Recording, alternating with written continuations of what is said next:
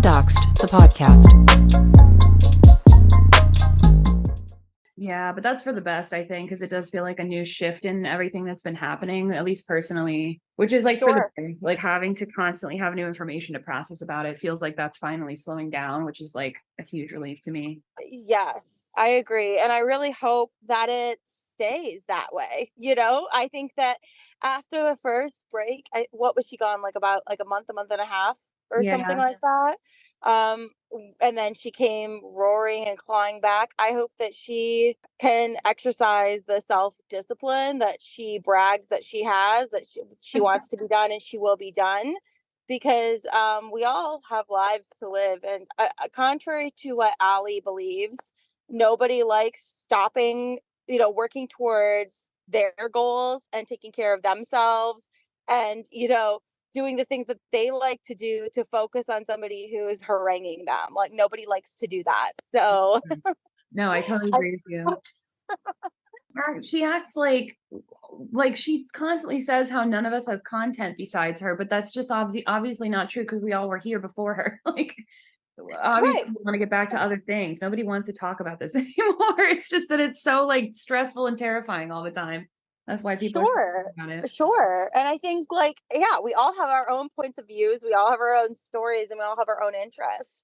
And like we're allowed to talk about a jarring, wild experience that we've all kind of shared in this collective, especially if it's continually going on. You know what I mean? Like I just think like Yeah. the the fact is they want to be the last people standing on the rock. They want the right to like make all the calls and all the shots, and they certainly can for themselves, but they're never going to control me and they're not going to control anybody else. It looks like in this situation. Yeah. So if other people want to share or talk or process in whatever ways that they want to, because working through trauma isn't just like a 1 day experience. No, Like, no, exactly. Like June 2nd, I think was the day of that, all those lives that was like an entire day of live marathon. And that wasn't that far away from now. Like it's not like we've refused to put this down for 6 months. It was happening this month still. And the very day that she decides to go quiet is not the same day everyone is done processing all the trauma and the fallout of what she decided to do. So yeah, it's like not, it feels like, oh, we're talking about this forever, but it's like, of course, people are still processing trauma from the situation. It was traumatizing. it was, and it was sustained trauma. Like it escalated, it got physical, it got scary. And when I say it got physical, like, for me, because like she contacted people that have physically hurt me in my property, on my property, and hurt my property in the past, and that lived very close to me that I had to get PPOs against. Yeah. So that's physical. That's a physical threat, and I don't take my safety lightly. I don't take my children's safety lightly. I don't take the health of my business lightly. Yeah. And the fact that she thinks that she gets to control how this goes, she's like not a thought to me aside from how she's impacted me and how I can help other people process and how I can process and move through. She's not going to be the thing that stops me. I've had bigger and badder allies in my past, and I'm sure you guys have too. But that doesn't mean that we can't process together and, learn from this experience because there's been a lot of opportunities for growth, I guess. Opportunities for growth. That's a nice way to say it. It's opportunities for growth through the alley situation. Yeah, but I think you're right. She's just like, I mean, I wonder if she'll start to get tempted to come back. Like, and again, this is like Roxy's not even on yet, so we can just chat. But I wonder if she'll be tempted to come back just because nobody's doing anything with it anymore, and it's probably will feel weird to her to like not be the center of everyone's attention, and the reason she's not is just because she's not actively hurting people right now. So I wonder if she'll start doing that again just because of that. But maybe you I have. think so. I Yeah. think so. I think that, she wants to cause me pain. She's said that so many times, more Yeah, times she than I can has. count. And I think that anytime I know she still looks at even my new TikTok, I know she looks at it.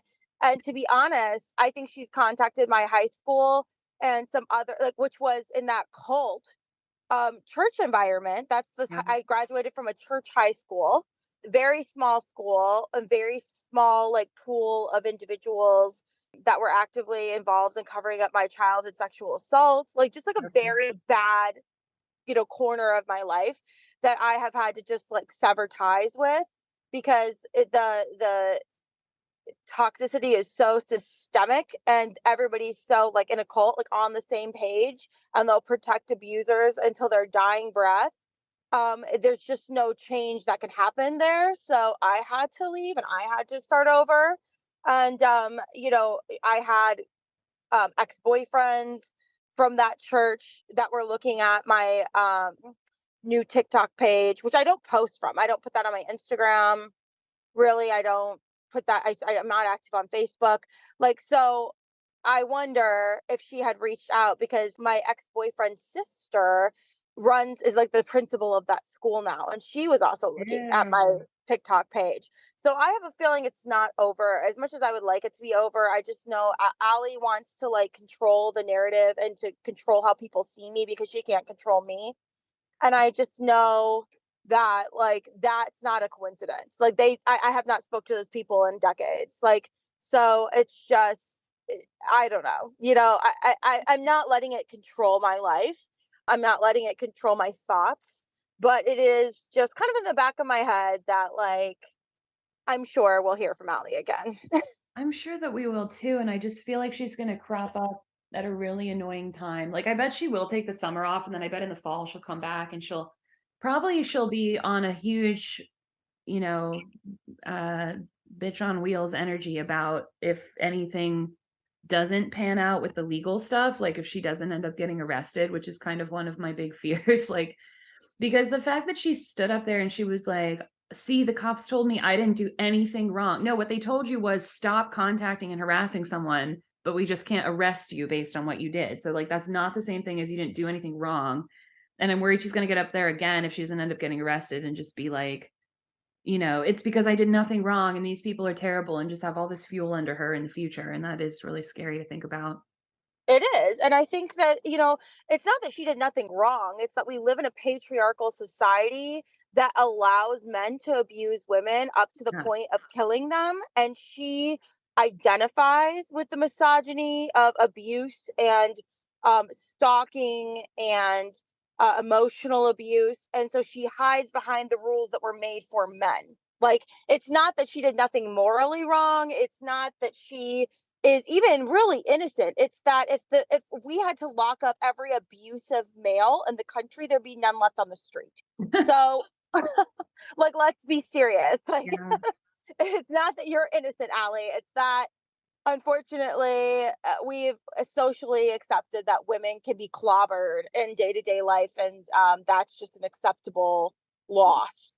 Like it's not, and I don't think things will continue to be like that. I think that we're moving in positive directions every day, and that's what my hope is for the situation. Like there isn't a lot of laws or really even awareness around this kind of cyberbullying or cyber stalking, and I hope that there are laws that are put into place because of us reporting this diligently and bringing this on to like people's like plates and agendas and awarenesses, because I just feel like what the heck, it's just unacceptable to me that like no one knew what to do with the harassment element of this situation. Yeah.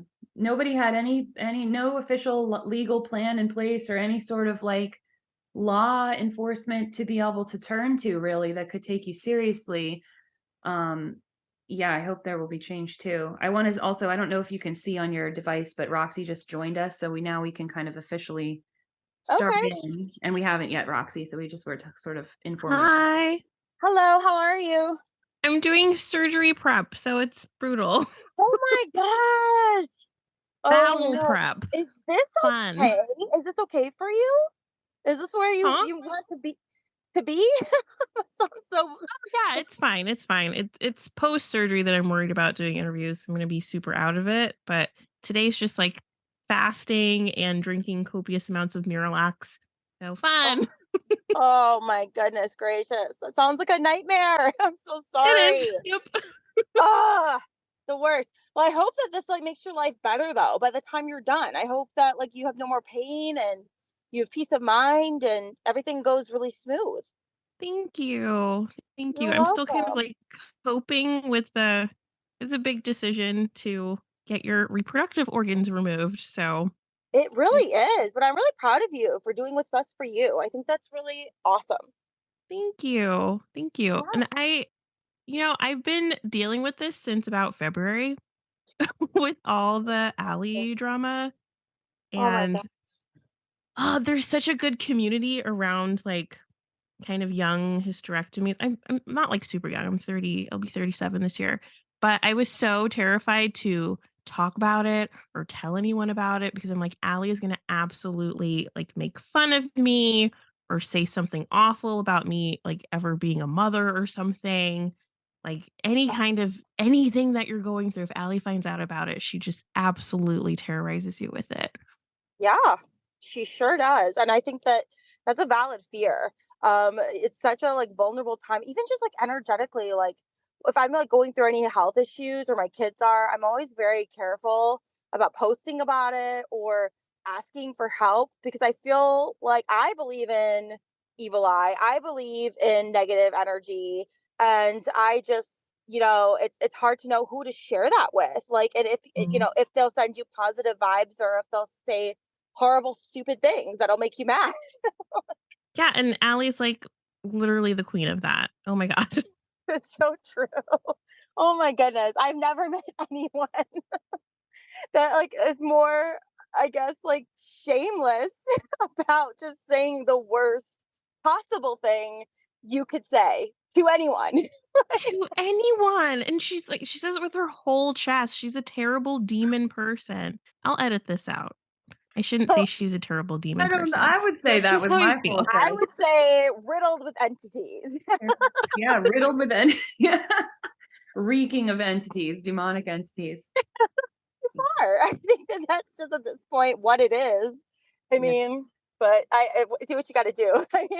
She might not like to, somebody's going to run back to her with that sound bite. So is Yeah. it worth it? I don't know. That she knows that that's what we think, but She I really think I does. think it's been interesting about like as far as like Allie like trying to get me to like say what I think about her. Like when I first started interacting with Allie, like she wanted me to call her a narcissist because I was doing a channel centered around like what to do if you are like encountering a narcissist, how to handle narcissistic abuse, how to get out. Like, and again, by no means a professional, but as somebody who was raised in a narcissistic social structure and a narcissistic family structure, and as really the first person to fully leave my family structure and that like religion, I like to offer what I can. And I know that she kept saying like, oh, what do you really think of me, what do you really think of me? And it's like, I don't have to tell you, I can just think it. Because she wanted to like attack me, I feel, with Yeah, like that was whatever projection. whatever it was I was willing to say about her. I know she was going to take that out of my mouth and turn it around and say it about me anyway. So I'm not going to give her my words to weaponize against me when they don't even apply. Like, and I saw her doing that with so many people. Like you would make a comment and she would see that comment, and all of a sudden that would be in her like vernacular Yeah. or a word, Mhm. or she just parrots people, and it's just like, I don't want to give her Yeah, you're any totally right. language. You're totally right. And she totally does. Like, I have also never seen anybody that will that directly and almost efficiently try to seek out and destroy and find the very thing that will most hurt you and most of like your very deepest trauma she can possibly even guess at, and then throw it in your face. I've never seen anybody so willing to do that with no pretense, just like, what could possibly destroy you? Let me try it. It's wild to watch. Well, it's Oh, also kind I of a agree. projection too, because you can tell that she's trying to find the thing that'll absolutely hurt you, but really it's the thing that if you did it would absolutely cut her to the core. You're right. Mhm. Mhm. I totally agree. And I mean, I watched her like the more that somebody like talks about what kind of person they are. Like that's a huge red flag for narcissism. If somebody's always like, I'm such a good person. I would never lie. I would never steal. I would never abuse a child. I would never abuse a woman. those are all serious red flags. And I'm so glad I'm not in the dating pool. But like, if I were to re-enter the dating pool, like I have like hard stops of like things in like friendships and even in like business situations that now I'm just like, oh, hard stop, gotta go. Because it just like only a certain type of person feels the need to parrot and narrate like the kind of person that they are, or sorry, not parrot, but like narrate the type of person that they are. And it's usually somebody who is none of those things. That's so Mhm. interesting. I would never have known that myself. Like even like I know that that's a thing she does, but now I'll listen for it. That's so interesting. Mm-hmm. Also, Yeah. people really heavily judge the hard stop from outside looking in. And Yes. that was one of the biggest judgments that I was getting after I had shared that after Allie was being completely psychotic with me on the phone the day that I ended the friendship with her. They're like, it's so sus that Roxy just was best friends with her yesterday and like not friends with her anymore. First of all, we weren't best friends. And yeah, when you end a friendship, like it ends. Like, what is this slow burn of an end that people expect when you're in abusive situations? Oh, I totally agree. And I wonder if it's like an autistic thing because I have the mantra of like, if something's dead or dying, like finish it with a sword. Like I don't let things go on because I don't have the time for it. And I frankly just like, I don't like lukewarm relationships or dynamics. I like things to be hot, cold, alive. And maybe that's Mhm. some black and white thinking. But I think it served me. I've never cut off anybody that I like was like, wow, did I do the right thing? It's always made like true to me and obvious to me as time has gone on that I absolutely made the right choice. And I think we just live in a Mhm. codependent society where people just like like think with their like animal brains and they feel like they have to like group together and pack together and like tolerate a lot of abuse and toxicity. It's like, babe, we have electricity, we have grocery stores, we're not hunters or gatherers. Like we can think with our evolved brains. Like we can say no.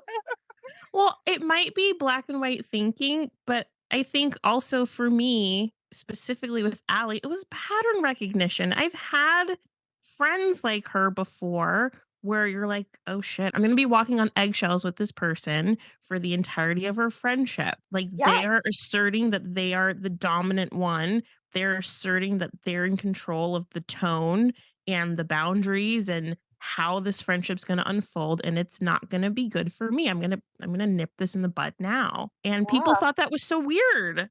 I think they're weird. I think that's brilliant. And life's too short. Life is too short to be, or you will be used for labor, or you will be used for resources, mined for resources, or Mhm. the situation that works for a lot of people who are holistic or have a little bit of the old PD. They'll keep you around to bully you and to have Mhm. somebody to peck down on.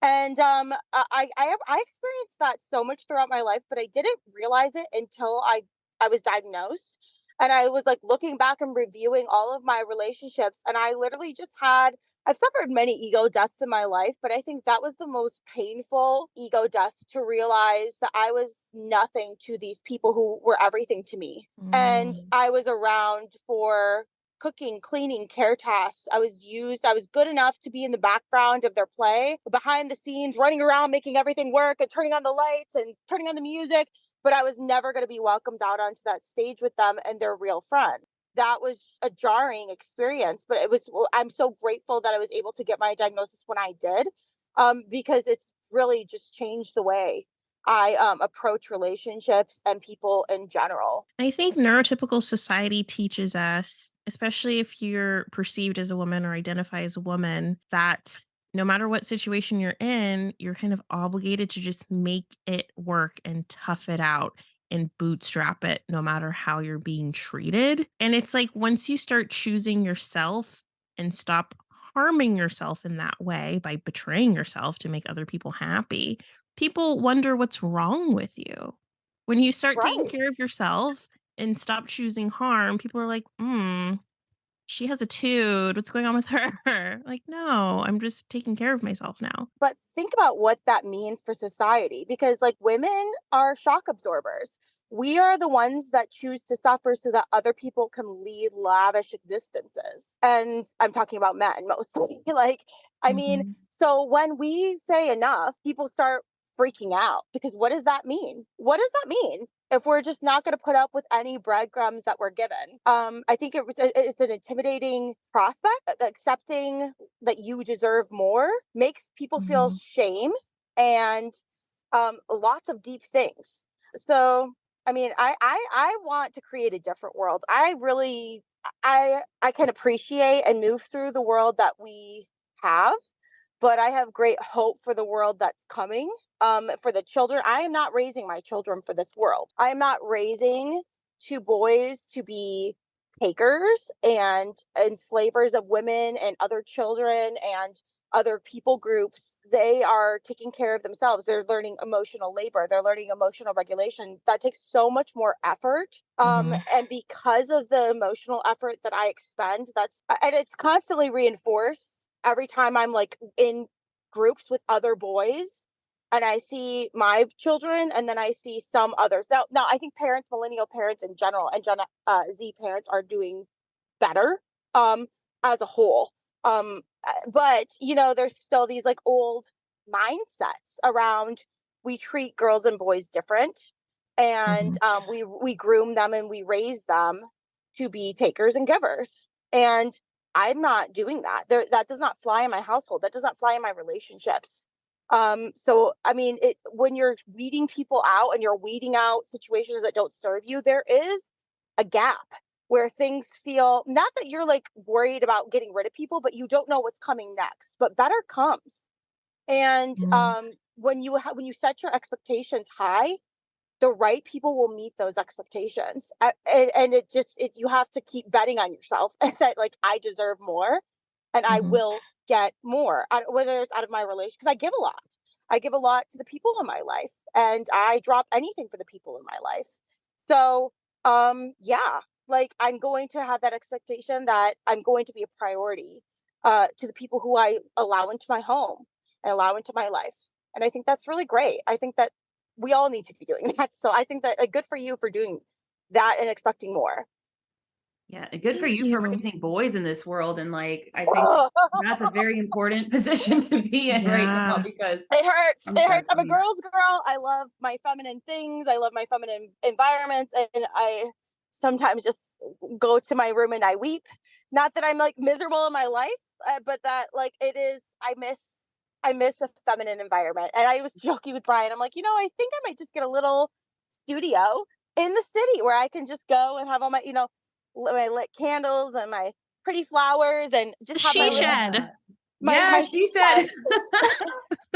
because it is like with my sensory stuff, it's mostly sensory autistic issues. I'm realizing that now, but sometimes I just weep because I pick up sticky things and I've had that's one too many sticky things and one too many dirty stinky shoes, and I'm just like, oh, I I gotta think tell though him. one of the most girls thing you can do is like raise emotionally intelligent boys. That's what I thought too. I love the way you said that, because I don't want like somebody's daughter or son coming to me someday and be like, wow, thanks for checking out on the mom duties, lady. Now I have to raise your son for you. This is great.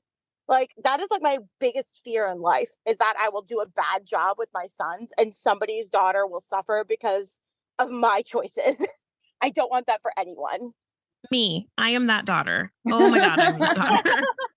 The amount of times I've entered into a serious relationship with a man, like we moved in together, and I realized this person doesn't know how to do laundry.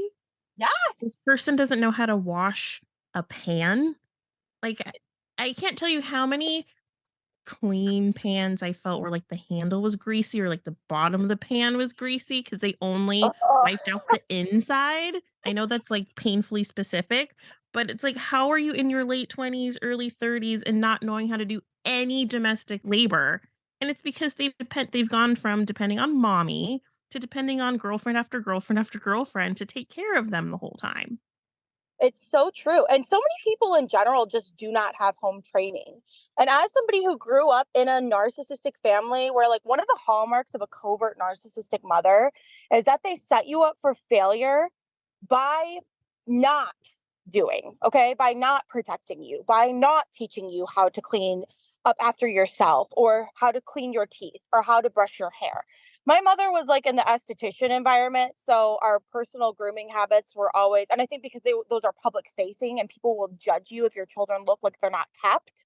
Mhm. She took care of that element. But as far as like education, as far as forms, paperwork, cooking, cleaning, organizing, anything that requires making a plan in your brain and then like making sure you enforce it and get through it and accomplish that task, um, no clue on how to do that. I had to learn that myself through self-development. And thankfully we live in an information age where I can find TikToks on how to clean a bathtub properly or but the thing is, if we can figure that out, they can figure that out too.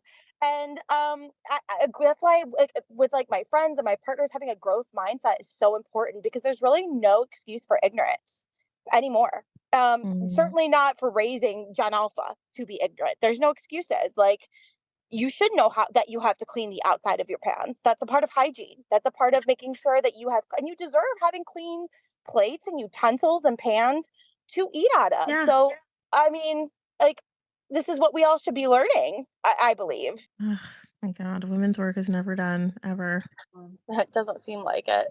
I feel like we are just like speaking about labor. But No, it seems like very highly relevant to the conversation though, because your children were unfortunately wrapped up into the whole situation in a really unfair and probably absolutely terrifying way. For to hear you talk about how you're raising them and then to hear what Allie seems to think counts as good parenting is just like mind blowing and highly disturbing.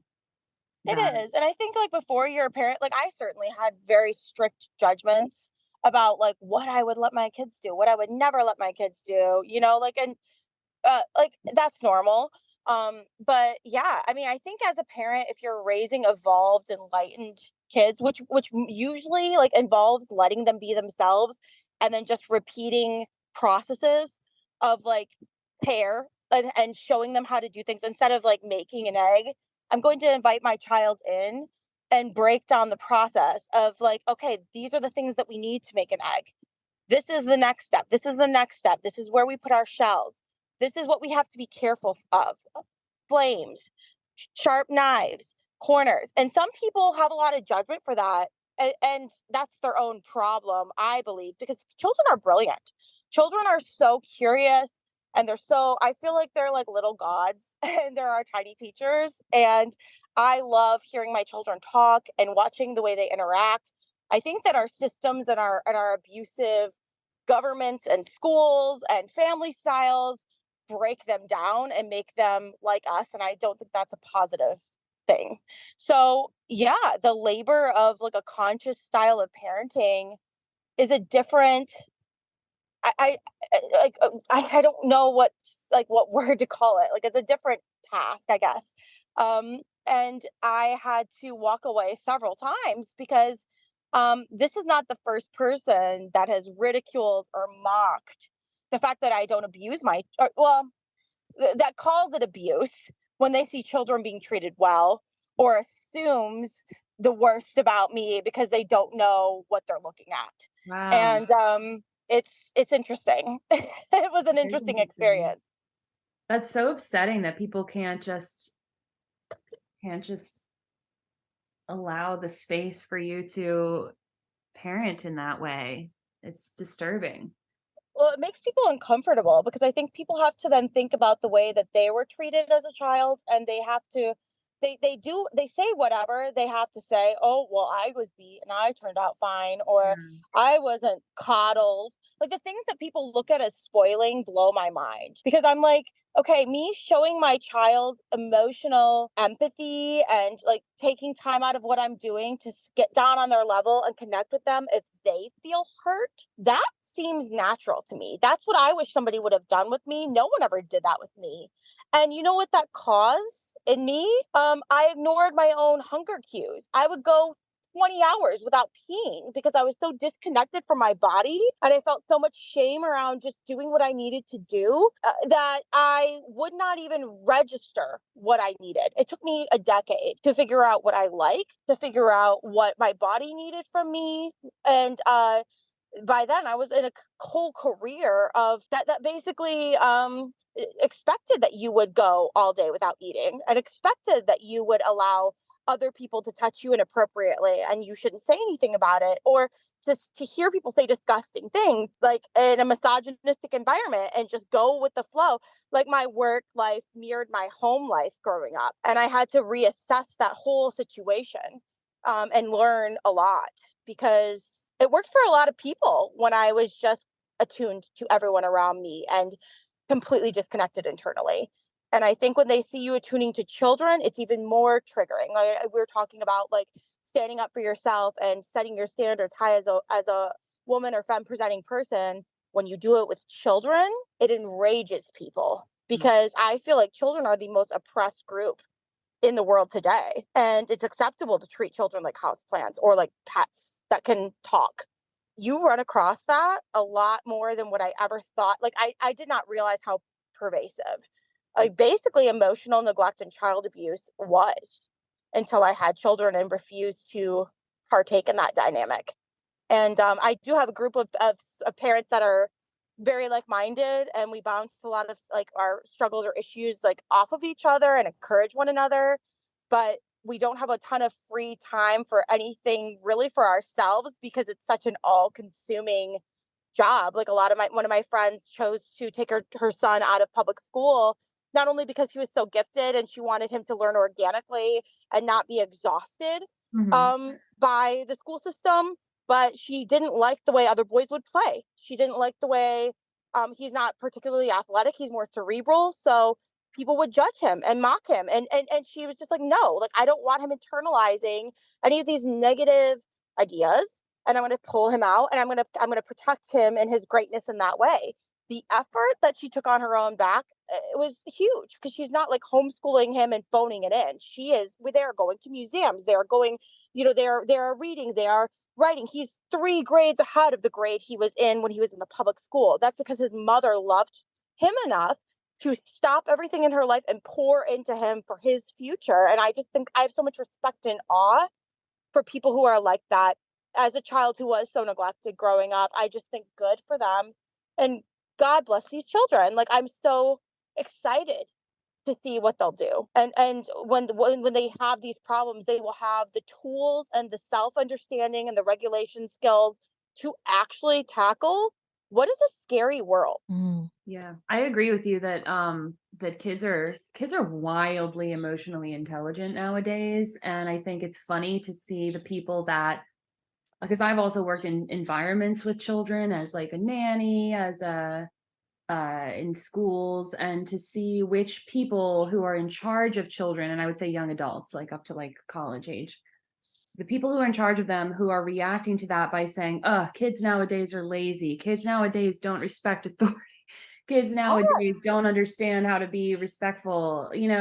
Those people that react that way, it's just funny to note who is reacting to them that way, because to me, they impress me all the time that I spend with kids, with their resilience and their emotional intelligence. And it's different than it was when I was growing up. I don't know if it was about the parenting or if it was about some level of like evolvement of the species or something, but it's just like a different light in their eyes, I think. And I think it does have to do with the number of parents that are treating them like human beings. So yeah, I think going forward, it's very important to nurture all of that. And it's really exciting. Again, it is like a full-time job, and it requires, I think, not just a partner, but like community styles of parenting and raising kids.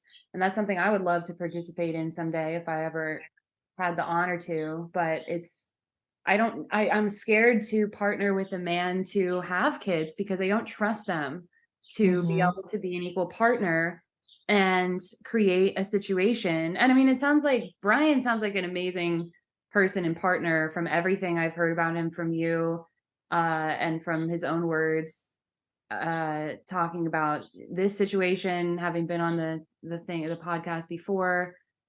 But that seems like a very rare find. It seems like a rare thing. And I hope you're right about expecting that you're gonna get what you need, and people are gonna meet you there, and actually finding it. it's a great example to set. And it's a really scary world to think that that's just not out there, because, and to think that you would have to shoulder that entire burden of raising somebody into a thriving human being who can contribute to the world actually and think for themselves. Scary to think about having to do that alone, because it is just like a totally full-time job, and in a huge amount of, you're breaking your own generational curses while also lifting them up to be able to break even more, and having the humility to be a part of that chain. I mean, that's just like, yeah. So I really respect that. and Aw. and it's really sad to hear that Allie's not the first person or the last person, I'm sure, who has had judgment for that. So yeah, I'm so Sure. sorry about It's that. it's crazy. Allie is absolutely fucking insane. The way she goes after mothers Yeah. and brings up people's children and Yeah. parenting, like, I can't even wrap my brain around how infuriating that must be as such a conscious mom as you are, and Jubilee too. Like, I feel Yeah. Jubilee, like I you was guys are just And gonna very say, Michelle. And Michelle. and yes, Michelle. yes, absolutely. And I venture to guess all of them, and also Sweet Venom. All of the parents that she's attacked are literally saints to me, because I know the labor and how it never like ending it is, not just the physical labor, but the emotional labor, the Mhm. inner excavation that you have to do surrounding your own triggers. Like it is, when I hit the pillow at night, I fall right to sleep. It's an exhausting job. Well-raised human beings do not fall out of the sky. Mhm. And Mhm. truly, it does take a village, but when you don't have a village, you are doing 13 different jobs at all times. And I hope that my children, I know that I will be happy if my sons decide to procreate, to live in their home or buy a home close by, so that I will not just dip on the job of grandma that is so, so necessary. At least, like, grandparents, we do have grandparents on Brian's side that are wonderful and that are so great about planning intentional calls and time and trips, and they are our world. We love them so much. They set great examples for us and for our children. I don't have that on my side. I have people that consider themselves to be family, that ride or die for each other. But I would look at that as enmeshment. I see a lot of toxicity. I see a lot of covering bad behavior, sweeping abuse under the rug. That is not the way we treat each other in my home. We talk about things very openly. We try to be calm. We try, and sometimes we have to start again and make our apologies, and kind of like lick our wounds and do some reflection. But I'm not afraid of my children seeing me do that. I think if I had seen my mother apologize to me, it would have healed so much of the pain that I had to keep recreating in cycles from the time I was about 14 until I was 28. I was making choices that would hurt me because I normalized that love was never saying you're sorry. And that made me kind of toxic in a lot of ways, because I would do things and I would just move on because that's what I saw growing up. And it made me a partner that was probably not very validating or like empathetic or kind, I guess, in certain ways. If somebody was going through something, I would drop everything to help them with actions, because that's what my covert narcissistic mother demanded: perfection, actions, service. So that's how I would communicate my I'm sorries. And that didn't work. Once I started to heal and look at myself, I was like, I wouldn't like that. So I can't do that to my kids. I can't, it doesn't matter who it is. If I screwed up, I need to be able to own that. People deserve to hear that if they've been hurt by me. And that's what was so weird about the Allie situation, because it was like, Allie, I don't think that I don't know. I'm not sorry for the way that I acted. I feel like I acted within my values, and I protected the people that I'm called to protect. I don't think that abusive people deserve my protection. But I mean, I apologize for the situation being what it is. Like, I feel like maybe, maybe the trademarks caused more calamity for others, and that certainly was not my intention. I think that fueled her in a way to keep attacking, and I have to own that. Like that was what I did. But I also felt like in the time I was just so horrified. It looked like she was just ripping through people's lives and putting people in really bad spots. And I was Was. like, I have to do it. Like I have to She do it. was. I don't think you did anything wrong. I mean, I can't speak for everybody in the situation, and I'm sure some people do wish it had died out in January and never continued. But also the choices you made were in a whole atmosphere of a lot of different things going on. I think they were perfectly logical. You couldn't have known how things would spin out from there. And I don't fault you at all. I think it was the right thing to do because, frankly, I don't think she would have stopped at this point because I was not about to be accused of the whole death thing and leave that lie, even whether she was going to stop talking about it or not. I was not Right. going to. And so that was going to keep spinning out in some way. And unfortunately, there was a lot of blowback on and I mean, certain people got in front of the line of fire in ways they might not have otherwise. But regardless, she would have moved on to other people. She would have hurt other people. And she isn't even online anymore, as far as I know right now, which again is we were talking about at the top, which we might cut out, but she probably will come back at some point. But she has been severely diminished in her capacity to hurt people. And especially the fact that, I mean, I do want us to get to talking about how things escalated since the last time that we had you on the podcast, Karrie Ann, Sure. because I know a lot happened, but at the same time, then the cops followed up and said, stop that, stop harassing Karrie Ann's family.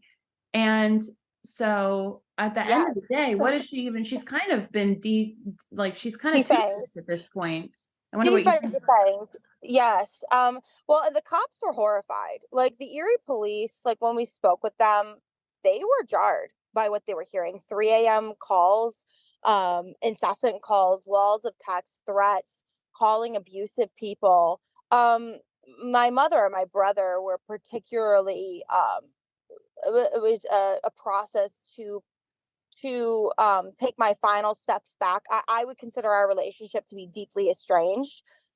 We went from doing a lot with each other, seeing each other regularly, weekly, to over time, once my children started being abused by them, pulling back. Weird situations had happened that we had witnessed, and we believe our children. I don't believe that a child has the capability to lie or be manipulative. That part of their brain isn't even developed to have the thought to plan. I think like once they're hit 7 or 8, it might be a little bit of a different story. But at 3 and 4, 5 even, I don't believe children can really lie. And my children were coming back with some very concerning reports about their stays with my mother, and their stays with my brother. And at that point, I was like, no more alone time. Like, and I watched my children like a hawk. And then I was like, what does it mean for me to keep bringing my children in situations where I have to watch them like this? Like, this is not something I want to normalize. This is kind of like antithetical to my belief system. So it went down to me and Brian will participate in like adult activities when people have babies or when people have weddings. And it's funny, it said that my mother wasn't talking to me. My mother had just called. She's been calling me incessantly this entire time, and sometimes I'll respond and sometimes I don't, depending on the bandwidth that I have in that moment. I had just thrown a wedding shower, a very expensive wedding shower for and his new bride in July. And of course, like as a hallmark of a holistic, like toxic family, everyone was smiling. Everybody was posing for. I have photo proof on my company's Instagram, on my Instagram, that had just happened. So to see the events and like the nature of the relationship be rewritten to suit what was a propaganda spreading attempt was pretty disgusting to me. I literally just spent thousands of dollars and hours of labor. I was good enough for that. And no one had said anything to me in the moment. No one had approached me. Everyone was friendly. And then this. So it was very hurtful. And I expected, I had kind of a premonition that it was coming. and I kind of had myself a little prepared, but hearing the conversations, it was like traumatic to hear the lies. Essentially, there were lies. My brother had worked for me shortly. He had been fired from Costco. He's had a hard time holding down jobs his whole life. He has a little bit of undiagnosed ADHD, I suspect, but I think there's some other things at play there. And he had just been fired, and it was just off of like the heels of me having a very traumatic uh, interaction with an employee that was she trashed our truck, and we like to pay a living wage. Like we by the time it's said and done, like people who work on our truck make $25 an hour. We're very principled on like donating money to climate initiatives to offset our carbon footprint. Like we're not just out here unconsciously doing things. And so I find that like with the standards that come with that, or the I guess like the close like monitoring of whether, I'm a chef. I have high expectations for cleanliness and for a lot of things. And some people just do not respond well to a woman telling them or suggesting to them or like modifying it's just the thing. It's something I've experienced in every kitchen that I've worked in.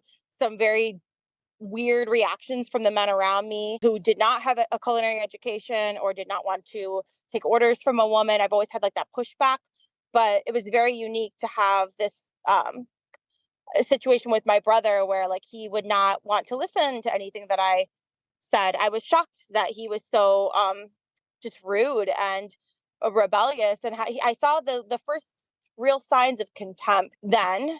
Him, pocket watching and making weird comments, and it grew. I think that it festered, and he was not somebody that was going to come to me and say things to my face unless he was mocking me for something or trying to knock me down a couple pegs. But he's very happy to do it behind my back. Are you tired of feeling unsafe online? Do you want to learn how to protect yourself from cyberbullying, doxing, and other forms of online harassment? Then look no further than Doxxed the Podcast. Visit the website doxxedthepodcast.com to sign up for the Doxxed free ebook full of helpful tips and resources for online safety. Plus, when you sign up, you'll receive the weekly newsletter with the latest updates on upcoming content. There are many ways to connect with Doxxed, including Twitter, Instagram, TikTok, and Discord. Have a story to share or feedback to give? Use the contact form on the site to reach out or leave a voice message to be featured on the show. And for exclusive content, subscribe to the Doxxed Supercast to gain access to the private podcast feed with member-only exclusives. Take control of your online safety and join the Doxxed community today.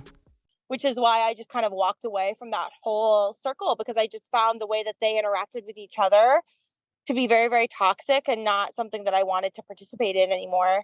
He had always kind of sided with my exes. So I think my ex-husband and him, they go to the same churches and they're tight. They took camping trips after I had left him. And I didn't expect the relationship to just end, but I did expect that, there's billions of people in the world. Why do you need to be close to somebody that, it was hotly in pursuit of me for 2 years? But, it didn't matter, I guess, enough to really talk about it at length. It's just something I peeped and kept it moving. But now that I know what I know, looking back, and it's just like, wow, you hated me. You really hated you hated that men didn't consume me. You hated that men did not end me. And it that level of misogyny, it still brings tears to my eyes that exists. Well, I'm sorry you had to confront it in such a public way too. Like that's kind of a uniquely terrible situation. I remember just thinking like, why would anybody take that call from Allie and sit there and talk about anything really, like to some stranger? But now like that's some kind of karma or something that then got blasted publicly, because I think your brother didn't want it to be public, right? And it was just like pretty No. embarrassing for that. No, and I think that Brian had made the comment because Brian has now realized that they have put him in a lot of compromising situations as a minority as well, Mm. and that was likely intentional. And so we've been able to unpack that together from our own different vantage points and our own different oppression points, and that's been really good for our bond and really healthy to have that understanding of my family and the ways that they do not want to be seen. my family delights in putting forth this front that they are these Christian benevolent people who I'm just this like crazy person that just can't get along with anybody. And it's just like the scapegoat story, right? Like I see the problems in the family structure. I see how nobody is happy when they get together and everyone talks about everybody and nobody claps for each other and everyone's in competition. And it's fine to have that be the reality. It is not fine to point that out. And I really see some similarities with Allie as well. Allie was very content to behave in abusive ways. But if you labeled or gave language to the abuse, then everything was turned on its head. And it was very familiar to me. And it hurt. It hurt. And it's hard for me to admit that. But it did hurt a lot. It makes perfect sense to me how that dynamic between Allie and your brother kind of panned out, because I've noticed plethora of things that are absolutely toxic and wrong with Allie. But I think one of the main things that sticks out to me is how deeply and toxically misogynistic she is. And she has this like weird kind of damselly fawn response initially around men. Any man, any man on the planet. Allie's a pick me bitch for a man. Yep. And hearing you describe your brother, it's like, of course he loved that. Like the typical man will love a woman that presents like Allie, how she does initially with the man. Like, oh, men are everything, and men are just. If only a man would pick me. Like I'm sure a man can like smell that on her at first before the crazy comes out. Yes. And I think she can hold it together for a certain period of time because I certainly got that vibe from talking to the police after they had spoken to her and her father together. We have been reporting. We were told to report every single time she contacted us because I had told her, stop contacting me immediately. Stop contacting me. That has been the line for months. Mhm. And every time she would contact me, my lawyer was like, call the police. And this is very awkward to me because I don't like calling the police. And the truth is, like, our society has a certain, like, acceptable measure of abuse that we've all, I guess, just like, as far as like the law goes, accepted that women should be able to put up with from men. And Mhm. I think that Allie hid behind the misogyny in our codes and laws that say, oh, well, if you beat on women, you might go to jail overnight, but you're probably going to be fine. I mean, that level of abuse, like this emotional abuse that Allie has engaged in, that has walked a very careful line, is permitted by like the abuse we allow like men to participate in. So I think Allie knows that. I think she's a very keen sense of what she can get away with and how she can extract things from people. And my brother absolutely loves to think of women, probably because it makes him feel like, I mean, I see him do it with my mother. I see him talk to women in a way where he can get what he wants. And he is comfortable with putting women who maybe outrank him in career and in earning and in accomplishments. It puts them down a couple pegs, and that makes him comfortable. I've seen him do that with women that are strong around me, that are disarmed by his charm. You know, he's a vet, he's good looking, he looks like Bradley Cooper, and he can be a charmer. And when Allie said, your brother is wonderful, I said, he can seem that way because he can. And maybe that's in him. But my experience is there's something very dark underneath. And I think the same about Allie. I think that people can pass, masked for a long time. And I think it's ironic that Allie talked about masks because I'm sitting here like, oh, okay. Like you're telling on yourself, girly pop. Like seriously. Girly pop. Sorry, that's probably a little rude. But at this point, I'm all out of care for Allie. He called you much worse than girly pop. Girly pop is the least. Let's be real right now. It's a little condescending, but okay. I accept what you're saying. I agree. And then hearing her talk to my mother, I think she took a different, and I think at the same time she was trying to feel out for a soft underbelly for me. I think that she kept trying with different people because what she ultimately wanted was for me to give those trademarks to her. She says that they're her trademarks. They are not. They're mine. I bought them. And I think that it's very funny that she was like trying different techniques. So with my brother, she was like, he's so wonderful. He's great. You're the abuser. I'm like, okay, Jeez. sure.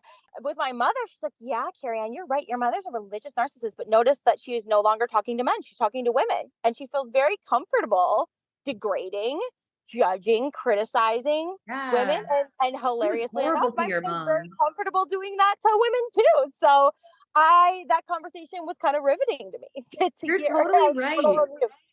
The way that she treated your mom, I just realized as you said that, but the way she treated your mom was so different than the way I mean, I heard all those things to Brian, and she was mostly saying like, do you know that Karrie Ann's a terrible bitch or whatever? But she wasn't like insulting Brian. She was like insulting your mother to her face and yelling Mhm. at your mother, like in a way that I just don't feel like she did with any of the men, even the ones that she disagreed with. Ugh. Yeah, yeah, I know. I wasn't shocked by that, but it was an interesting situation to listen to. Yeah. It was absolutely stomach churning, blood curdling, like the cringe that I felt like it was turning inside out. I was cringing so hard listening to her yell and scream at your mom. Like I cannot Yeah. imagine anyone doing anything even remotely close to that to my mom. Like I would this is going to be a soundbite. I would be murderous if someone called my mom and talked to my mom like that. Yeah, it was sick. I mean, but the thing is, I told my mom about Allie before my mom took that call Mm. because I had a feeling, I just had a feeling that there would be lots of people. I have people that have, I know it sounds so like stupid, but like preying on my downfall. When you leave a cult, that is freaking real. Like the fact that I left a cult where it was customary for women to have 13 children, to not cut their hair, to wear skirts to their ankles, to cover their heads in church and never speak in church, to never have any autonomy financially or with their bodies, um, to leave and to not even technically marry, but to be engaged and have like children with a brown man. It made a lot of people upset. And then for him to treat me well, to treat me better than any of these evangelical white men have ever treated me. And I've never been broken up with. I've never had a man like discard me in a way that was like painful, but I've had them like treat me like crap for a very long period of time in the ways of expecting me to labor for them for free and to do it forever and to do it happily. And when I had, started my relationship with Brian and my life didn't get worse and I wasn't homeless. I mean, my mom had said to me when I divorced my husband, she's like, I hope you suffer so that God can bring you back to him because you are out Oh my here god. mocking God, mocking God. And my brothers felt the same way. So I think that they are angry that I found my autonomy and that I didn't wind up in a ditch. And then to live in a sustained way where my life is, I mean, I certainly have challenging moments caring for children, but my life is leagues better above my previous life and above the lives of the women who I know are still in those structures. And I think that it's scary for them to think about me being an example, which is why they work so hard to discredit me. The first time I met my brother's fiance, now wife, I could tell he had already filled her head with so many stories. She treated me like I had some kind of disease. And that's on purpose. The patriarchy does not like liberated women. The patriarchy hates women who are out here. I gained 40 pounds. Like my body changed. I went from being chronically anorexic and being 100 pounds to, a healthier body size. And to them, that looks like failing. But it's also scary because it shows that I accept myself and I don't judge myself by the standards that they brainwashed me with. And yeah, I think that that's what my brother hates about me. And I think that a lot of them are waiting for an opportunity to strip community from me, to discredit me so people would think that I was this monster and I should be listened to take away any kind of soapbox or platform. I know they've discredited me to their groups.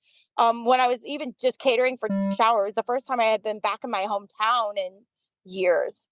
And the eyes that were watching me, the I had my evil eye jewelry on because I was like, ooh, return to sender, like return to sender. I just felt it. It was thick in the air. It was everywhere. And it's because the truth is my existence points out the lie that they're living and that they're suffering for nothing. They're suffering in indentured servitude and like horrible positions their whole lives, and it doesn't mean anything really, according to Mhm. me. I mean, like they're doing it for men that don't even love them. Mhm. So I think that that's what scares them. It scares them that I exist, just like it scares him that gay people exist. Just like every time they come into my neighborhood, I live in a openly gay, brown, black neighborhood. We live in a very diverse area. I could buy a bigger, better house. I don't. I don't want my children growing up in the freaking white suburbs. I mean, I want them to live in a vibrant, tight, like city experience because this is the world we live in. I don't want to raise them in these little like corners of the world where that are basically like falsely represent the world that they live in. And when my family came in, they're like, wow, you live in the ghetto. This is disgusting. And like they made comments to my neighbors and like they're just not the people that I would want to be seeking the approval of. And I don't seek their approval. And I think that's why they're mad. And that's why they bonded. So I think that that was a very good observation. I agree. Yeah, it's ridiculous. And then it's ridiculous that they did, knowing that entire context and then just seeing the complete atrocity of her standing up there and being like, "Oh, I know all these I have all this stuff against Karrie Ann." No, you look like you're just horrible. Like Like you're she brags wrong about and loud. knowing people's trauma and like, oh, the things I could say about this person and that What's person, wrong but with I'm you? I'm not a bad person, so I'm not going to do that. Like, why are you dangling people's trauma over their heads? Like, and then people cheer her on with it. It's absolutely disgusting. It's really the worst thing I've ever watched in my life. And like it just shows how shame based Allie is. Because first of all, a lot of the things she said were wrong. Like my brother, Exactly. he has a high school education. The guy's not I'm sorry, he's not the brightest guy around. And and he saw what turned out to be write-offs, which I hate to burst his bubble, but guess what? Your mother also does write-offs, your uncles, everybody that you admire, Donald Trump, he's obsessed with Donald Trump. Everybody that you admire writes things off. But when I do it, it's tax fraud, it's evasion, it's all these things that he doesn't even know what those words mean. I And mean, it's Donald so Trump has definitely done tax fraud, so Yeah. hard tax fraud. And it's fine for Donald Trump as a white man. But if I just like take what is owed to me and work within the confines of the law to maximize my gains, problem. And I don't know how much of that he actually understood or how much of that he was just maliciously spreading around. But it's she targeted mothers so hard. She devalues women and then she finds herself in situations with deeply misogynistic and racist individuals around her. Because how could you? I mean, I look at the people who are clapping for her at this point, and I am just like, I've never really had anything for any of her followers. Like, I've not really engaged with them. A couple of them have apologized to me, and I've been very thankful for that. And I've certainly received that. But yeah, it says a lot that they're clapping for this. It says a lot. It's deeply disgusting. I've gotten a handful of apologies from Ally people over time. And at this point, I don't know what's real, what's sincere, because I feel like the early on apology tours were all just plays to get in closer with each of us or try to pit us against each other when the group was, I guess, a little more splintered because it was early on. And I feel like time revealed a lot about each of us. And like now we have this like little community that's wonderful. Hmm. But the apology tours were a trip for me because so many people approached me in private messages and left me just the longest DM apologies just to then talk shit about me with other people and tell my friends that I couldn't be trusted like days later. And then Wow. come back and check on me and say, "Oh, Rox, are you okay? How are you doing, my love?" Like, the situation has Ew. really made me, like, see people differently, and what I've learned, what's been consistently true the entire time, is time reveals everything you need to know about everybody. Yes, let time tell your story because it always does. It always does. And that was the one thing I totally understand like where you're coming from because I had the same situations probably with the same people. It was a very like tactical organized assault, I would call it, what we experienced because people were not what they said they were.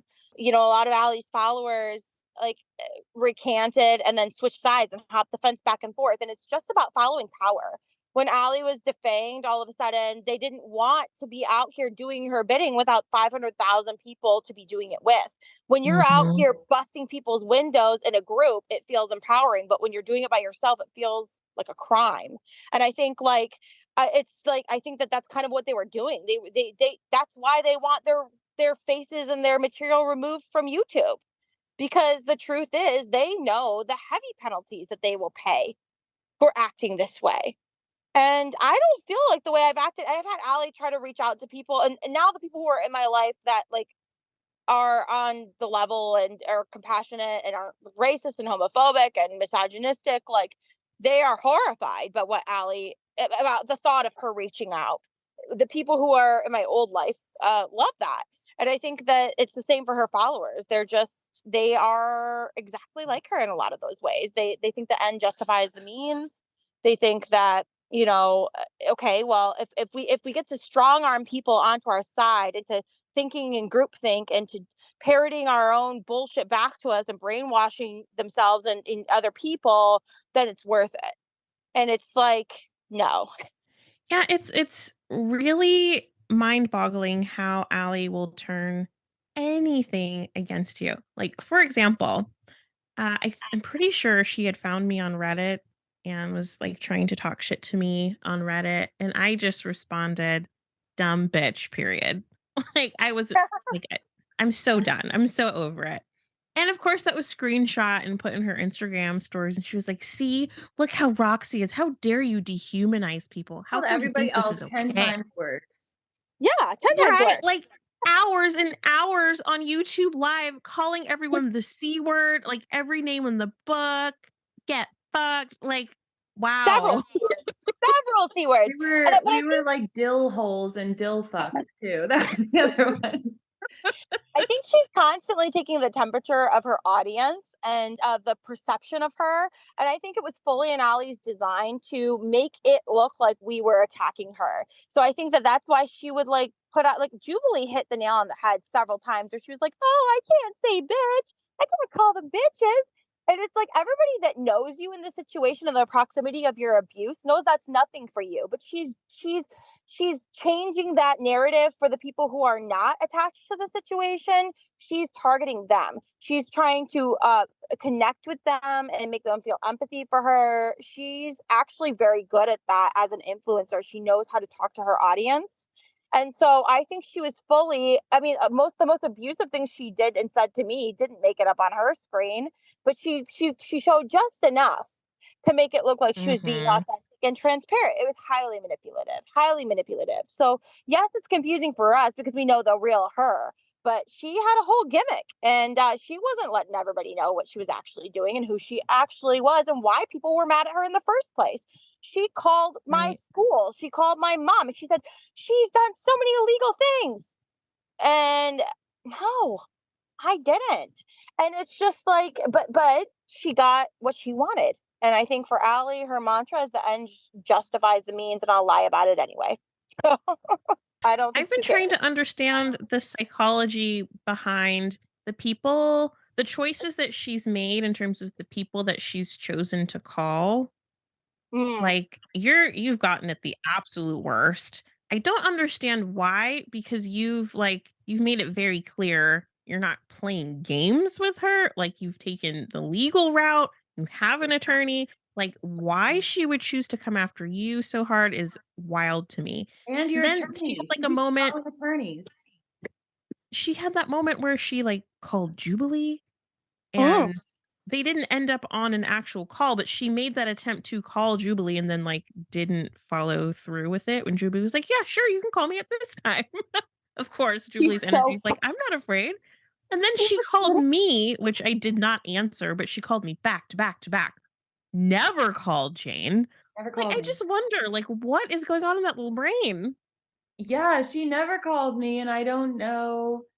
I guess we've talked about this before a little bit, that she might have just been not willing to kind of go toe to toe with me on anything I would have wanted to keep the discussion to, which was mostly the lack of logic in what she was saying and the fact that she was a bully.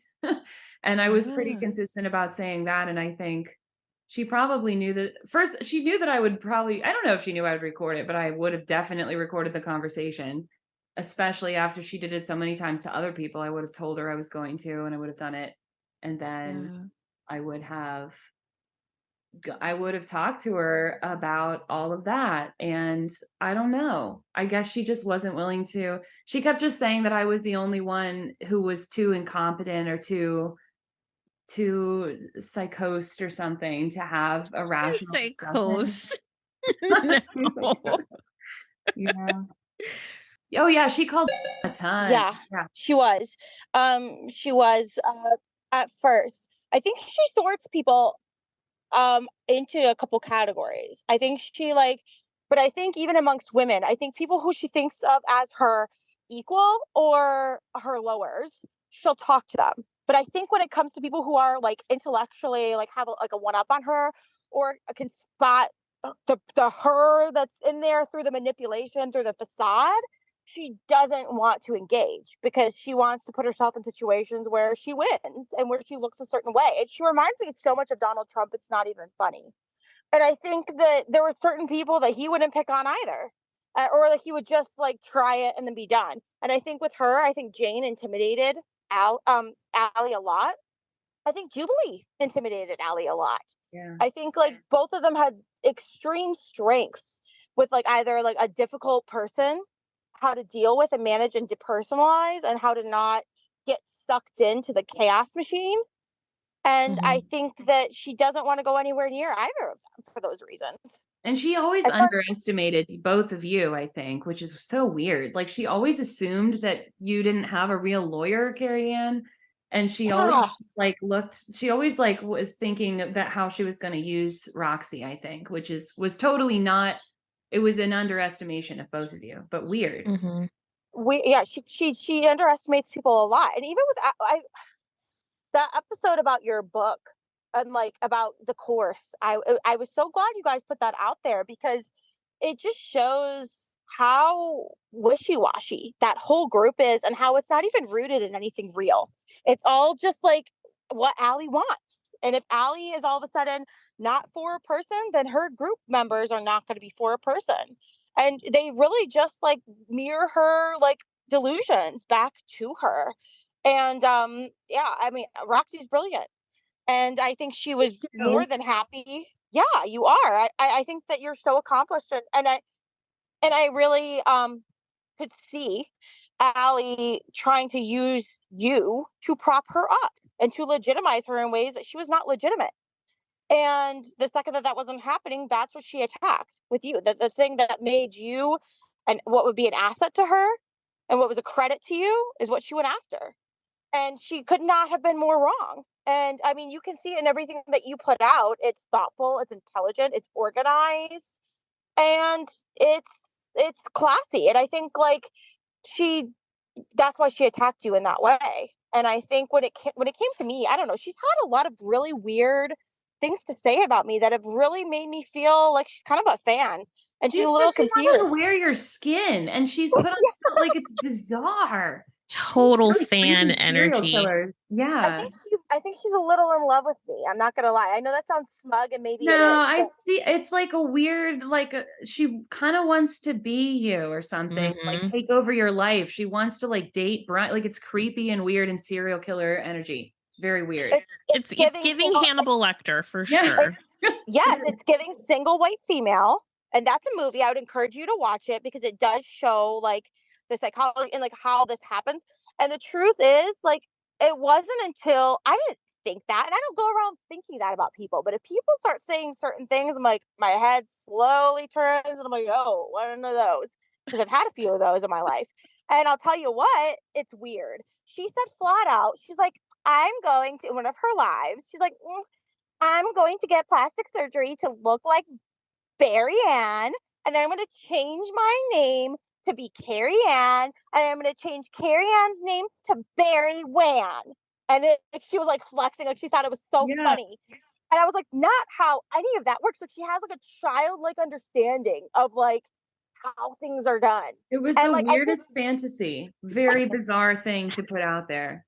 She said that several times. Several times. She said a couple things like that, but that was one of the weirdest, like literally just like weird serial killer moment where she's like, I want to wear Karrie Ann's skin and change your name legally. Like what is and then she mocks my fillers, but it's like, babe, like I am a modest filler getter. Like I could be crazy. I could do a lot more than I do. I do like the bare minimum of filler.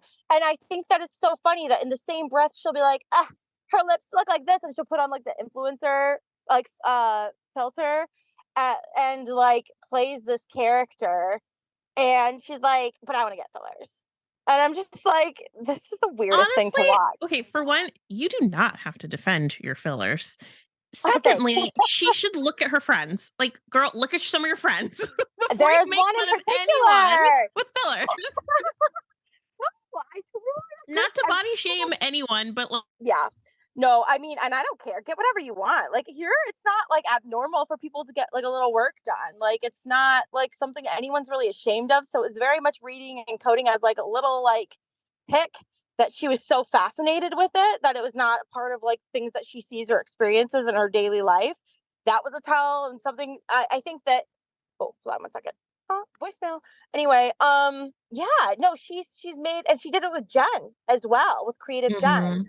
And then in the same breath with Creative Jen, she's like, but I can make fun of you because it's like punching up. You're like a Victoria's Secret model. And to some degree, yeah, like she was a big creator. Like she had a lot bigger following than any of us. Or I guess like there people have had like different followings in the past. Roxy had a bigger following in the past, but at that time, she was one of the bigger creators. And it was Natalie, her, and Michelle, I think, that were like the bigger creators involved in the whole stake. And I could see where she was coming from, or maybe it's like, okay, if you're punching up, it doesn't feel as bad, but it's still super disrespectful. It's still weird that you're commenting on people's bodies and faces in 2023. And it was something that was a theme of this whole assault that she did to several people many times. She did the same thing to me. She did like a parallel thing to me, or used weirdly similar logic about the weight shaming thing, because she was like, I can't possibly be fat phobic against you because what I'm saying is you look so much better now than you did before. And it's like, no, you're still being horrifically fat phobic and fat shaming. You're being mean. You're being mean, like openly mean. And she doesn't, I don't know if she realized that or if she was just trying to cover it up. But I'm horrified that she did that. And then I love the stuff that you put out with all the pictures of you're so beautiful. And the so beautiful. Just glowing in every picture at every size. Just fucking gorgeous. And going after your dreams and accomplishing things that you want to accomplish and creating a corner for yourself in the world. Like those are all amazing things. And what Allie doesn't realize is like when you start something, it's stressful and some things have to go when whether it's starting a business or like getting your like higher education. Like for me, my weight gain happened around the time that I had to start my own business because the stress was real. Like I was like stress eating, and I was doing different things to like cope with being autistic, although I didn't know it at the time. And yeah, it was like a coping thing, and had to totally do with my autism too. Yeah. For her to say that she's not fat phobic after doing one of the most overtly fat phobic things I've ever seen, and then tried to walk it back in the next video. Like I couldn't help but notice as she's saying, I'm not fat phobic. Do y'all notice that she covers her belly with a pillow in every YouTube video, every YouTube live? Shame. Like you're ashamed of your own body. Seriously. And that's sad. And she's constantly like diminishing herself. And I hate it when women diminish themselves in front of me, and I don't feed into it because it's like, that is such a patriarchal concept that was literally an oppression tactic to keep us hungry and flexible. And whereas normally it's our instinct to fight and push back. We won't have that like instinct if we're starving. And that makes me want to eat extra. Because I'm like, babe, I'm gonna fight. Like, literally I'm like gonna fight. I think they talk about it in the bite model. It's literally like part of what allows a cult to control you. Is Yes. that sort of like weird starvation tactic thing keeping you thin? It's sleep deprivation, keeping them pregnant, keeping them busy, laboring constantly, keeping Mhm. them hungry. And so, of course, she picked up on that because look what she was trying to build. And I think, like, I don't know, it just shows like how intentional she was about starting a cult. She did every single thing that she could to create a mob that she could then point and they would run and do her bidding. And that's what she did. And that's why the trademarks were bought. I think that yeah, I don't regret it. I think that now like we have criminal prospects. I'm not taking Allie on civilly because I don't want to. There's nothing to collect on. There's no benefit in it for me. Like I don't want Allie to be the center of my Mhm. world. I don't want to be her punisher. I think life is her punisher.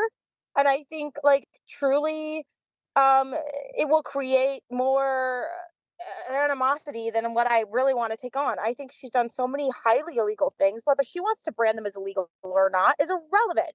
And the truth is, the justice system is fickle. Like sometimes they let you go a long time doing a lot of small shit, and all of a sudden you get whacked.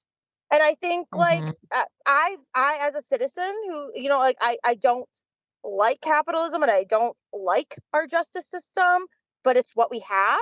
And if I can use it for someone who promotes white supremacy and abuse and misogyny, and who has personally come for my children and my relationship, although she was largely ineffective, I will do it because that's my right as a tax-paying citizen to use the structures that are around me while I try to make them better, while I try to disrupt them. But I'm going to use them for Allie. And so that's what's Yeah. happening now. And she's largely full of crap. I didn't get a letter until very, very recently. At the time she said I had got my letter, I had not gotten a letter. And she said that even previously that, oh, Carrie's heard from me. No, I hadn't. And the letter was hilarious with a cease and desist of all things. Now, he probably, used the term a demand letter and she thought that that was like had more teeth. But essentially, our lawyers, who she never contacted, by the way, like she called some poor guy in Colorado and like was like, "Are you representing Sam? Are you representing Carrie? And you can't help them commit crimes." And then just like serially, like like kept calling and calling and calling and calling, and harassed some poor innocent guy that really Oh we my had never god. hired.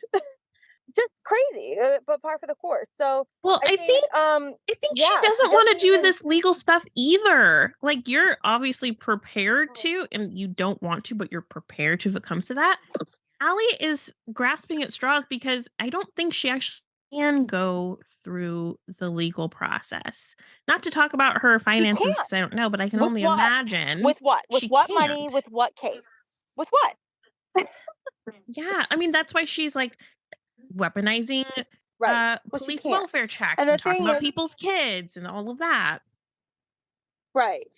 And I think that even the law firm that she chose to use, I think it was like some kind of like a franchise that will like draft letters for you on the cheap. And she says that I didn't have a trademark lawyer. I did. There's a law firm full of people who specialize in a lot of things, and we had the proper people advising us both in Canada and in the United States. So I didn't need to brag about that, but I did let her know when I was giving her a chance to Mhm. back up all of her material. And I'm not going to write TikTok on her behalf. Like that was another thing she demanded that I write TikTok on her behalf, and I was like, absolutely not. That's not going to happen What would that even do? because she thinks. Well, again, she's a very childlike understanding of how things work, and I'm not saying that's bad, but at 35, not great. And I think she thinks that if I magically write TikTok, that they will just release all these videos, or that I have them in some like vault I'm or sure they something don't even like I have the don't have them. content anymore. Like, could they possibly even Right. still have the content saved? I think it's just gone. I She I couldn't I would possibly think so. believe that TikTok would hold on to her precious videos for 6 months. Yeah. We probably have more of the videos than TikTok does at this point. For Yeah. sure. I don't think TikTok has our content. I really don't, especially given the fact of like how much the platform has grown. Like I don't think that's something they just keep. Can't imagine being an influencer and having that be your life and your work and not having it backed up. I can not Yeah. imagine that. It's so ridiculous. It's such a ridiculous prospect to leave that up in the air. Just like it's a ridiculous prospect to be a bully and not have your trademarks. So I don't think that we're Mhm. dealing with somebody, and I'm not like calling her like stupid, but I'm saying like we're dealing with somebody who just expects other people to clean up after her and to look out for her. I think that's the dynamic in her household with her parents, from what she has said. I think that is, and she's like, oh, Carrie Ann's jealous because she'll never have what I have, and I'm like, babe, I ran away from what you have, like the codependent enmeshment, like sweeping everything Mhm. under the rug, protecting you from consequences. Been there and don't want it back. And I think that her parents have enabled her to think that someone will always be there to slide a mattress under her bum, and she's never going to hit the ground. That's how she moves through the world. Mhm. And I've been happy to show her that if you keep knocking on doors and spitting in people's faces, eventually you're going to knock on the wrong door. And eventually you're going to bully the wrong person, and they're not going to just like wipe their face off and go inside. I'm going to like meet you outside. And that's probably the most like aggressive thing I have said thus far. And at this point, she has made lots of suggestions saying she's going to pull up to Lansing. I've had to like renegotiate my security because these are threats. These are threats. Mhm. And there are things that I fully expect to have happened. The Erie police was asking me, like, are you afraid of this? What exactly are you guys afraid of happening physically? To see like how they should act. And I told them, I said, I fully believe, even though it would be difficult for her, she has enough enablers and supporters that would help her facilitate her getting a couple of her licks back. And I think that would look like a physical visit, because she's threatened that several times. And the other things that Yeah. she's threatened She have threatened come to physically pass. fighting, and she threatened, she talked about breaking in your car windows, which is very specific. And then the whole thing about climbing in windows and stabbing people, which again, She if it's thought through this. projection, This is a plan that we're watching evolve, just so you know. And, Mhm. and I hope Allie understands she's not the first person to attack my property. If she thinks that there's this whole neighborhood isn't cammed out, it is, babe.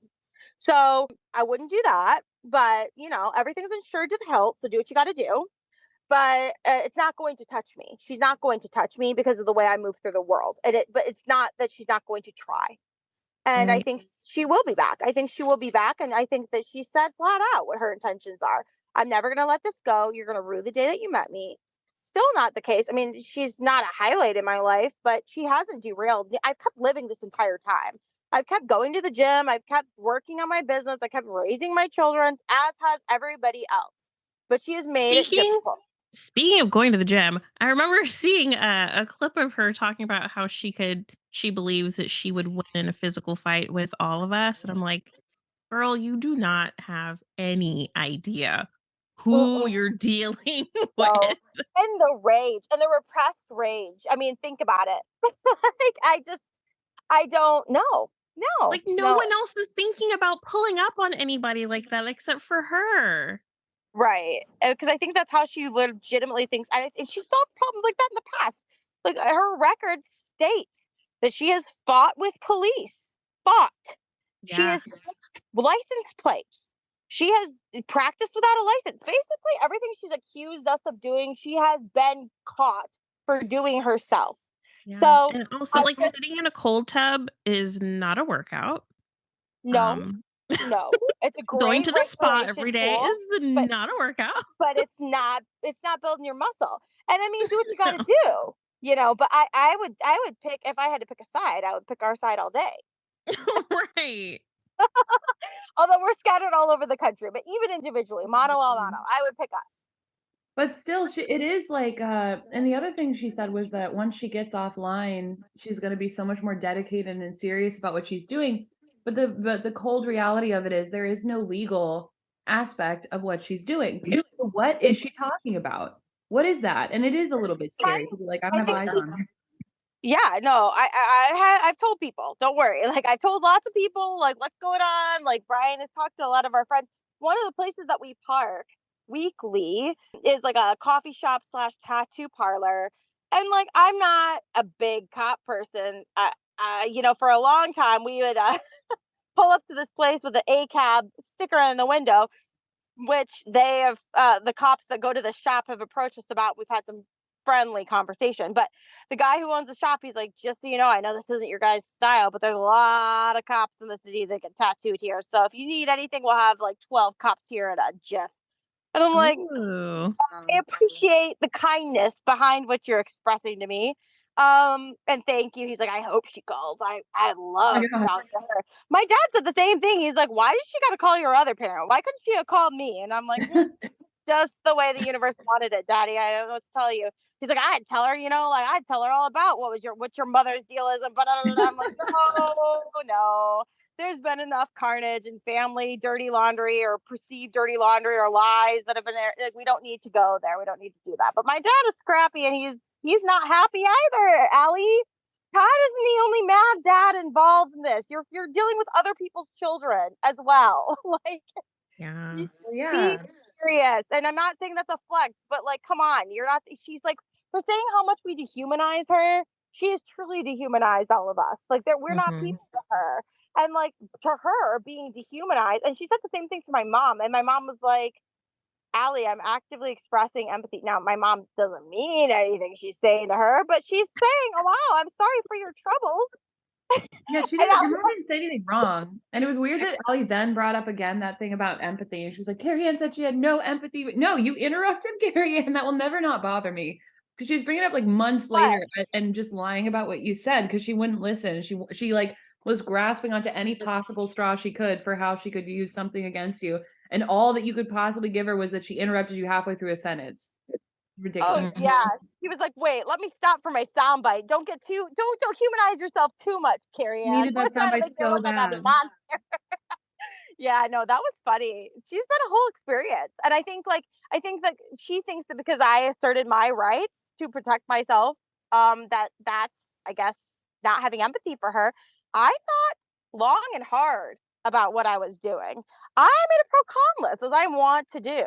And it came out against her. Like the pros were with the buying of the trademarks. And it doesn't mean I don't have empathy. It just means I'm not going to be sucked into your bullshit. And it is bullshit. It's a whole production.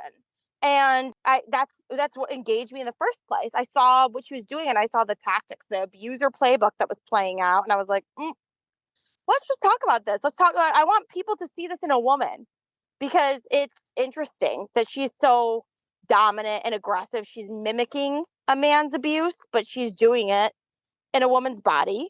And this is a learning opportunity. And I don't know. It's been a wild ride, but it's made me appreciate the people in our community so much more, like the strength it's taken to continue on with life when you're just being violated online. And and then it's being talked about and amplified in these ridiculous ways where she's now talking about people wanting to rape her and grope her, things that just have no basis in reality.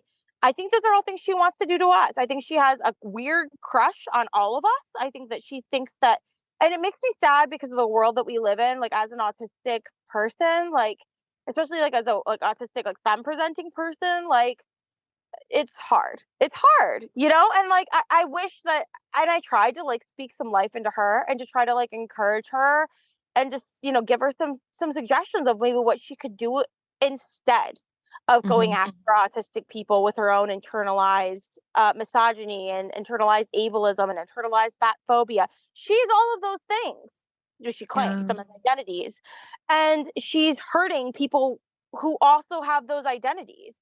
And it's just like, come on, like we don't need to be hurting each other like this. But for me, the trademarks were an act of harm reduction, and that's how I still feel about it. All things told, and for her, like she's got a lot to work through. I think that she thinks that this is how people get things done, and it's not. I think on the topic of the weird crush, I totally agree. She projects that onto all of us. I'm pretty sure all of us in a weird way. But to hear her talk about, which this was not true, by the way, but to hear her talk about how we were in some kind of like platonic life partnership and I'm What? in love with her and I broke her heart. Like, it's not true. We had a brief conversation about the concept of platonic life partnership and how that idea appealed to me in general, not in partnership with her. But the way she would talk about it to try to like garner sympathy, I could see the maybe twinge of like actual pain that the concept of having a life partner, because I mean, how nature works, we eventually outlive our parents. And I know for some of us people that are disabled and live with the parent, I live with my mom, she lives with both of her parents, we outlive our parents. At least that's how it should go, right? And Mhm.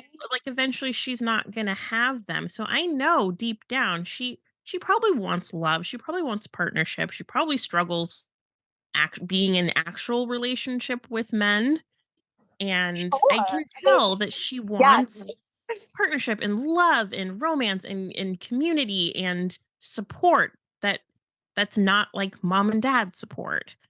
So the projection of like, oh, we're all secretly obsessed in love with her, like, I think it's actually kind of the other way around. Mhm. Mhm. I totally agree, and I think even the way she spoke about Brian, like, I could tell, and I do feel for her. Like, it's a sad situation, and I don't feel, like, glad. I know I did what I had to do, but I don't feel, like, glad to have taken something from her.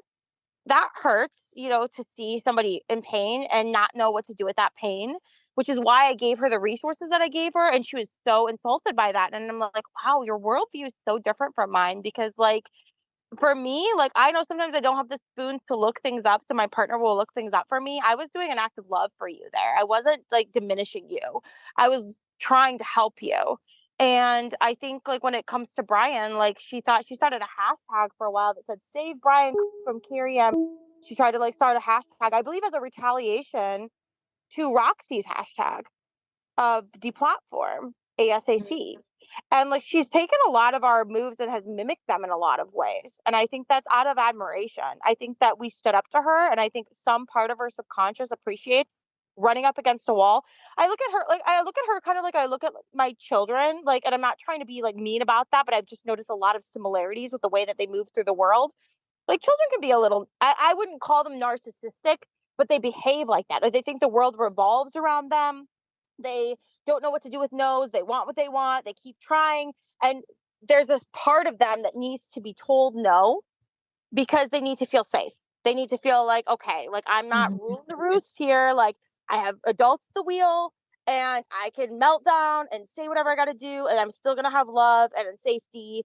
And it's the no is going to be the no and the yes is going to be the yes.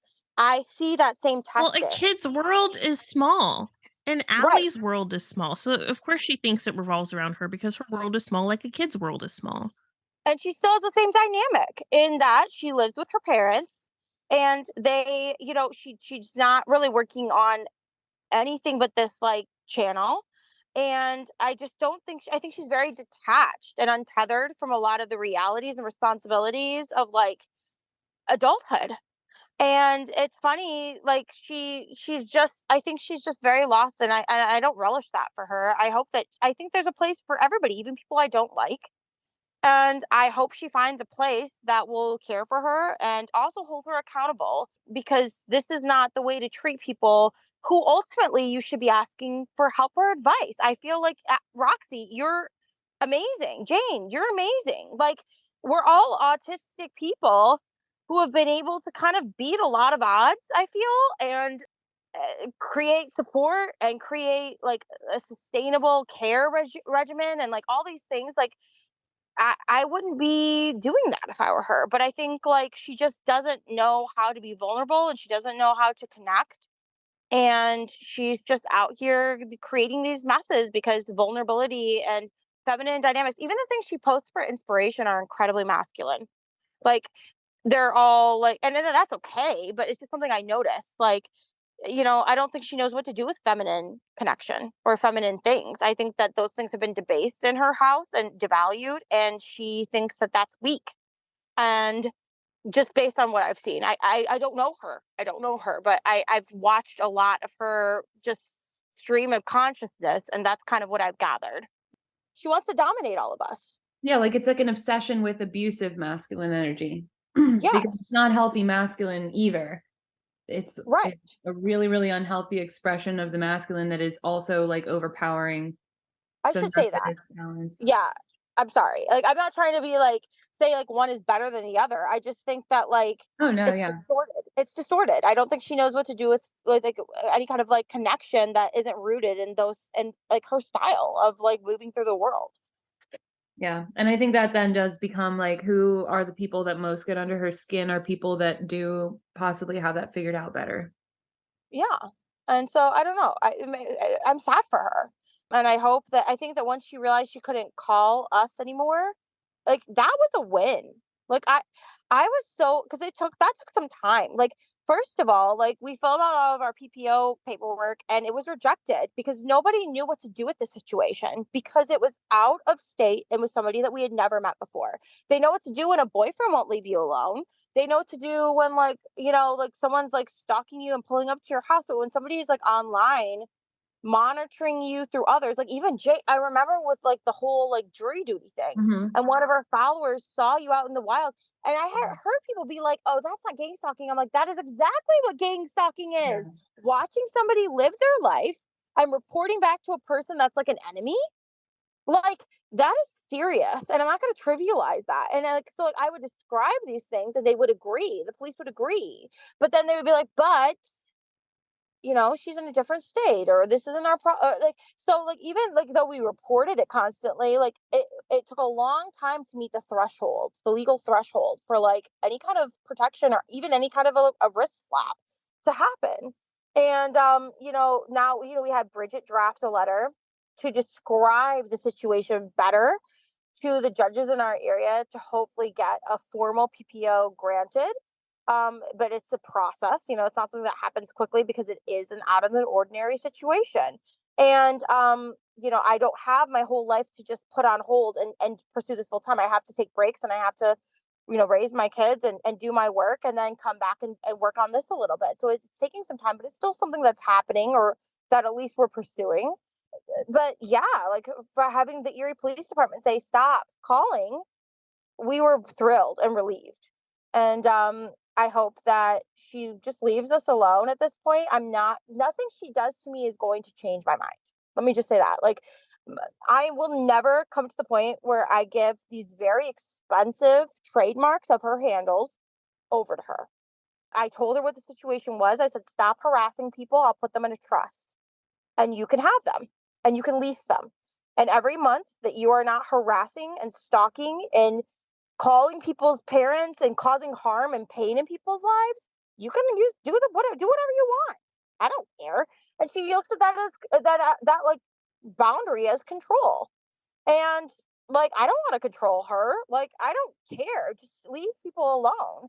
And so I don't know. I just think like I've been through some times in my life where I haven't been my highest self and I'm willing to let her move on from this and like build. I don't care. We all make mistakes, but you're not gonna like harass me into like changing my mind about something that I'm very principled about. Like it's just you couldn't pick a worse group to try that with. So I just like autistic people are not gonna like be easily swayed if they don't deeply believe in it. And I just don't believe in her having those back. So yeah, I don't Yeah. know. I That's think just that it kind of was where I'm at. I think that it was a really, really good thing that they did tell her to stop harassing you. And it sounds like she did. Is that right? She hasn't contacted you or your family since, as far as you know? No, she hasn't that I've seen. I've had a lot of weird spoof calls, and because of like the peripheral people involved, it's really hard to know what is from Allie and what is Allie directed. I've still had a lot of weird calls and weird texts, and she had called me from several numbers, and the same for Brian. So I'm not saying she's never going to call. I think she's holding her breath for something legal to come out, for her to have a point to like pursue. Maybe she's like in talks with lawyers. It's kind of what it sounded like, but I don't anticipate her coming away with anything. And then I think if she's gonna come back, she's gonna come back and she's gonna harass us on YouTube again. But I hope not. And I'm not making any content about her other than like this pod to like process what has happened and to like wrap the situation up because it's played out in the public eye. And she thought it was weird that we were interviewing each other and like that you guys had created this podcast that is doing well. You have a lot of downloads. It's growing. It's a new venture. Like when I opened my food truck, I didn't have a line out the door. Like it takes time to build something, and I think you guys have created something incredible with a traumatic experience. And I think she's threatened by that. I think that your ability to like that just like solve problems is something that she's very intimidated by. And I think that the fact I haven't talked about this all over the internet and I've only done it on the podcast in this one setting is like she thinks that's a joke, but that's by design. I don't want this taking over my life. Hmm. Yeah, she's been saying Doxxed is dead from like even before we even launched. She's been saying that, which is She kept it's such a hoping it. stupid projection. But I wanted to say about earlier about the cops having told her to leave you alone. It was weird watching her turn that into a win for her. Oh yeah. Like, it was so strange. Like, the cops told her obviously, they tell you to stop doing something when you're doing something wrong, but somehow she flipped that into, like, "The cops love me." Like, no, that's not what that means. No, and I know as an autistic person, it's hard for me to sometimes read social cues. Like sometimes I'm like, wow, that person really, really likes me. And then I find out they're like, oh, she was annoying. I'm like, oh, missed it. Didn't get that. So I try to like not, but like I agree. It was interesting to see, just to watch it all play out because like it's like when I spoke with the police, they were exhausted by her. And it's not because I was like, I was reporting, but I wasn't keeping them on the line long. I certainly didn't report or send in all the content she was making about me. It was just like pertinent threats that they had asked for me to submit. And they did not treat me like I was tying up resources. They were grateful and like willing to investigate the case. And the officer I was talking to was very like was sad to give me the news that he gave me, what saying like, okay, well, like this is all I can do is I can call her right now. But there are other things that are happening, and I'm not going to go into what those are because it doesn't. It's it. I've learned a lot about the legal process, like through this experience, and it's just you have to be patient and you have to just like trust in the system and hope that things are going to work out. Now it's a broken system, and it's a system that does a lot of really horrible, dangerous things. So with that in mind, but I think for the situation, like I just have to hope that it will all work out the way it's supposed to. Thank you for listening. Find additional content at doxxedthepodcast.com.